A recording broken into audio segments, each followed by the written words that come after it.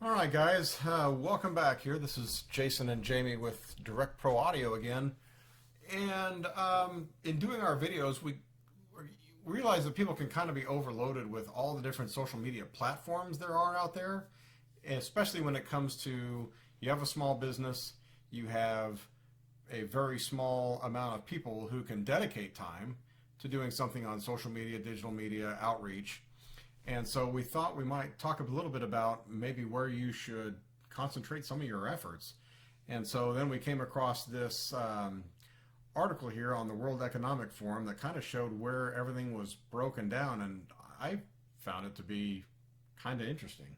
Yeah, I mean, this is breaking it down not only by generation, but also location.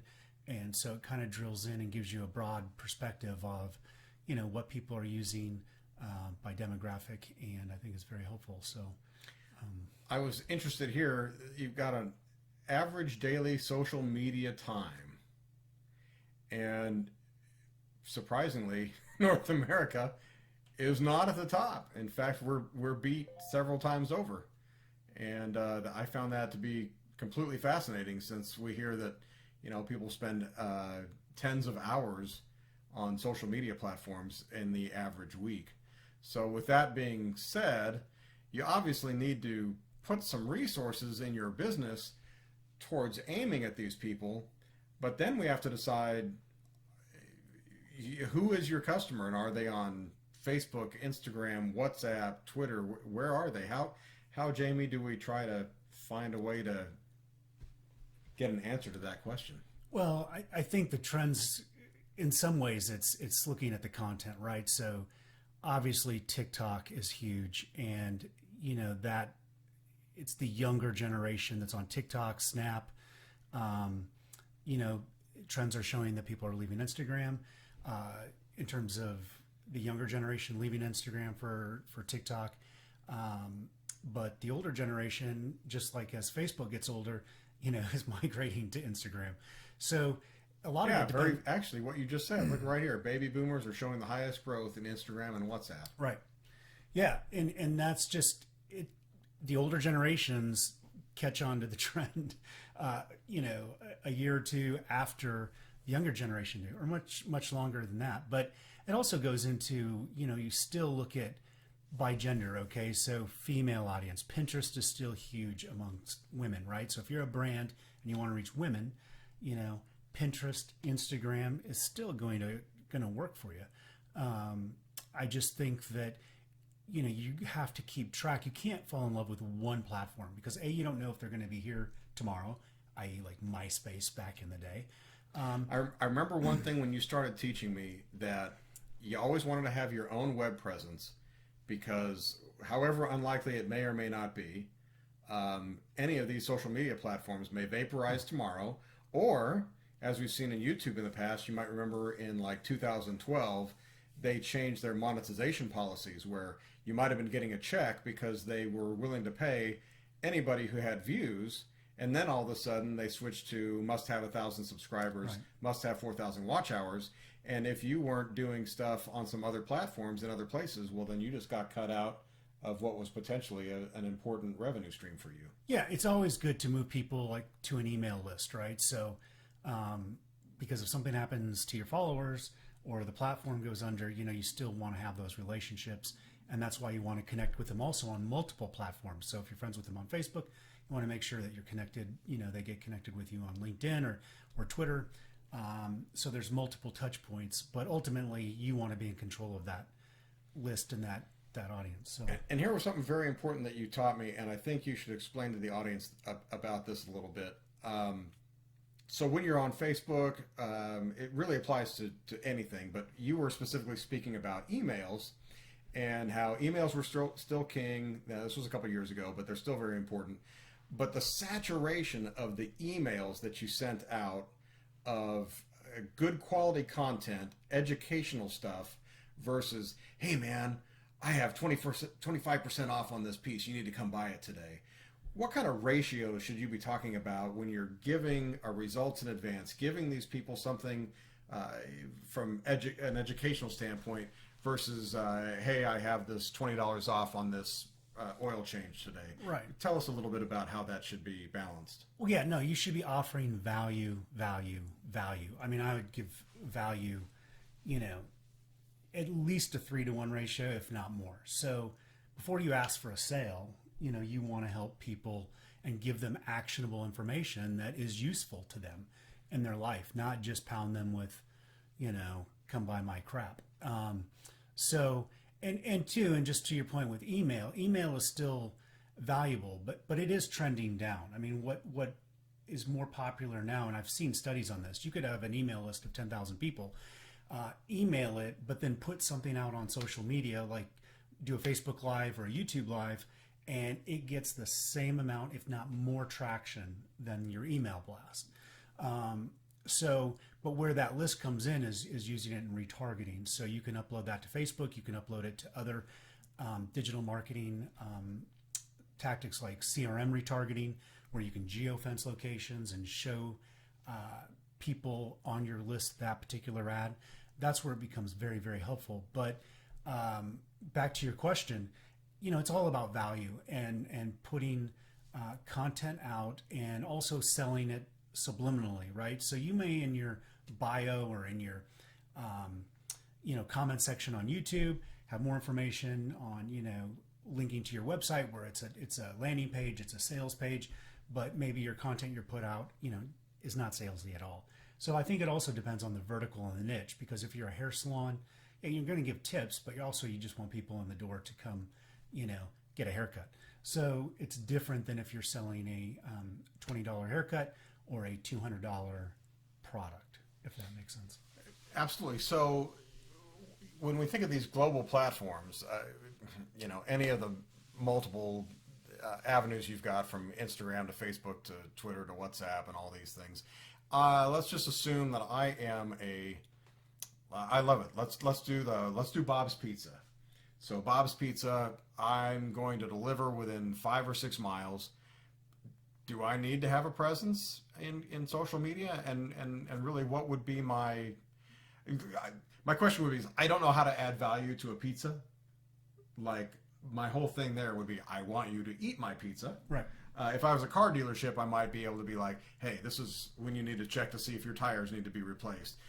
This is when your oil isn't right. This is how you test to see if your antifreeze is good. And then my next, like you said, let's do a 3-to-1. My next one might be, oh, hey, speaking of the antifreeze flush, come on in and we'll give you 50% off, you know, this coming Saturday. But like as a Bob's Pizza or whatever, are there any platforms that might lend themselves more to a local kind of business than others? Yeah, I would stay away from, not that you can't be on Twitter, but you know, I would focus on Facebook and Instagram if I'm a local pizza shop, and, you know, specifically running ads, whether it be based on zip code or based on your target demographic. That way you could also geofence the area. And that just means... And geofence, yeah, explain what that means. Yeah, because so that's very exciting. Yeah, so you're basically drawing a square around your business or your competitors, and whenever they come into that zone, you tag their phone, and then you can show them ads. And the goal is they can click that. It could be a coupon. It could be, you know, get them to click right to your website, whatever that is. So, and you can geofence as many locations up to like 1,500 at a time under one campaign.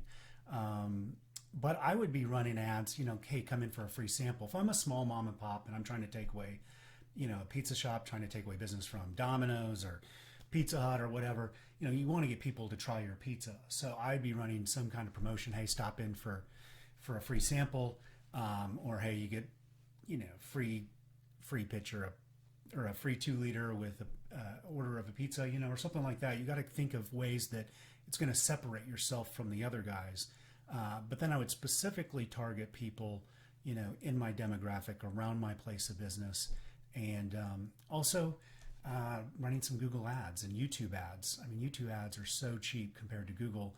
You could do retargeting. So when someone searches for local pizza, you know, you're not only going to show for that in Google, but you're going to retarget those people on YouTube with ads as well, which I think you can get for like 3 to 8 cents a view, which is amazing deal. I've seen some really crazy stuff that I think a lot of business owners we overthink a lot, and I know there are some people on Facebook and Instagram, and they will create a video. They'll create a video around watching somebody eat a piece of pizza. Right. Like literally. I know another one that's very successful. He got like 10 million views. He's eating a bowl of Honey Nut Cheerios in the morning, and that's all he's doing. Yeah. And so you really don't know what people are willing to watch. You kind of got to give it a shot. But I noticed, and this freaks me out. If we go over here, just look here on YouTube, and there are bazillions of people who are like, hey man, here's digital marketing in a nutshell. This is how you do it. Follow my way. And then what I'm amazed at is like, this guy is going, some of these guys, digital marketing benefits. Okay, he's going to teach you all about digital marketing benefits in 4 minutes and 21 seconds. Okay. And one thing that did bother me originally was you've done so much positive stuff for our outreach on all these different platforms, and people have been reaching out to us asking if Jamie can help them maybe set up their page, or at least get them going in the right direction on, hey, this is the kind of business I have, and we've got all these platforms out there. Can you at least tell me where I might want to start looking at putting my digital ad spend, or the one guy or gal I've got working for me that does this for a few minutes a day, where should he or she spend their time? Are you interested in helping these people out a little bit? Can we put a link down maybe at the bottom of the video? Sure. Yeah, no, I'd love to be able to help anyone that is looking to A, get started, or B, as an existing business. Some of that depends on if it's B2B or B2C in terms of strategy and looking at your current website, your current funnel, what your goals are. There's a lot that comes into play. It's not necessarily one size fits all. Although we do live in a world where, it is about content. Content is king right now in terms of getting out across these platforms, and getting people into your funnel. But yeah, no, I definitely love to help businesses and help people grow and teach them strategies, whether it be they implement them or I help implement them. No, I'm totally open to that. So, well, guys, I think we're going to leave that right there. And for my regular followers on Direct Pro Audio, today we were using some new microphones that came our way. They were sent to us by the good folks over at Yorkville Sound up in New York. We love them. We have most of their gear is in our rental department, and it goes and goes and goes. This particular offering was Aston microphones. Jamie over here is working on an Origin, and I'm working on a Spirit, and they've been fantastic pieces. But we were just talking today about how we were going to do some outreach on these microphones, and then I got kind of sidetracked on looking at all these different digital ad word salads of all these people trying to show you the best way to do it, and they just, a great deal of them came off kind of less than authentic. I hadn't had time to watch all of them, but some of their pictures and all that, they just kind of look a little silly. But and the world out there in digital marketing is super complex. One last thing, you've got a little street cred as far as Facebook is concerned. Why don't you tell us a little bit about your background there? Well, I'm co-author on Facebook All in One for Dummies by Wiley. Wrote a book. You can go find it on Amazon or anywhere. But the link below. Check the link below. So now I've been in marketing and design for almost over 20 years, know a thing or two. Worked with over 70 companies and taught classes at a local college and do consulting now, and so yeah.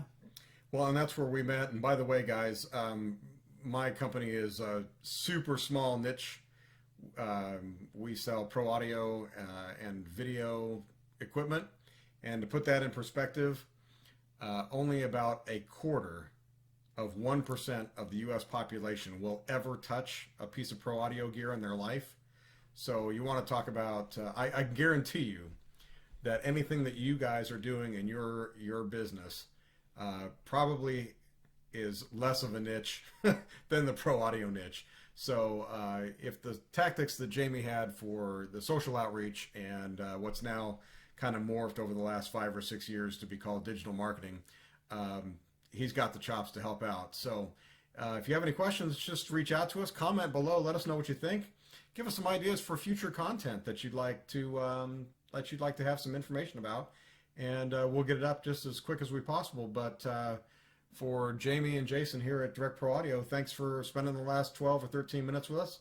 We hope it's been helpful, and we hope you'll reach out with any questions that you've got.